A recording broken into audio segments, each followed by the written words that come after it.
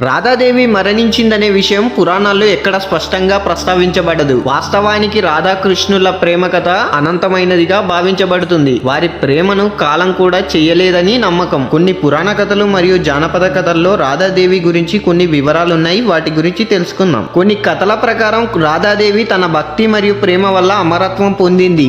ఆమె కృష్ణుడితో కలిసి శాశ్వతంగా ఉందని నమ్మకం. మరొక వివరణ ప్రకారం రాధాదేవి కృష్ణుడిలో లీనమైపోయిందంట.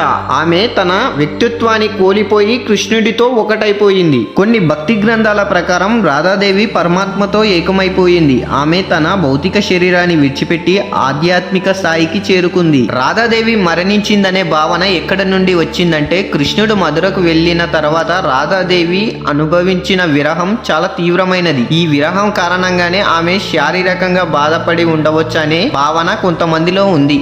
రాధాదేవి మరణం అనేది కేవలం శారీరక మరణం కాదు, ఆధ్యాత్మిక మరణం లేదా పరివర్తన అని కూడా అర్థం చేసుకోవచ్చు. కొన్ని జానపద కథల్లో రాధాదేవి మరణం గురించి కొన్ని కల్పిత కథలు కూడా ఉన్నాయి. ముఖ్యంగా గమనించవలసిన విషయం ఏమిటంటే, రాధాకృష్ణుల ప్రేమ కథ అనేది అత్యంత సంక్లిష్టమైనది మరియు అనేక అర్థాలను కలిగి ఉంది. దీనిని ఒకే విధంగా వివరించలేము. ప్రతి వ్యక్తి ఈ కథను తనదైన విధానంలో అర్థం చేసుకోగలడు. చివరిగా రాధాదేవి మరణించిందా లేదా అనే ప్రశ్నకు నిర్దిష్టమైన సమాధానం లేదు. ఆమె జీవితం మరియు మరణం గురించి అనేక విభిన్న వివరణలే ఉన్నాయి. ముఖ్యమైన విషయం ఏమిటంటే, రాధాకృష్ణుల ప్రేమ కథ మనకు నిస్వార్థ ప్రేమ మరియు భక్తి మరియు ఆధ్యాత్మికత గురించి అనేక విషయాలు నేర్పిస్తాయి.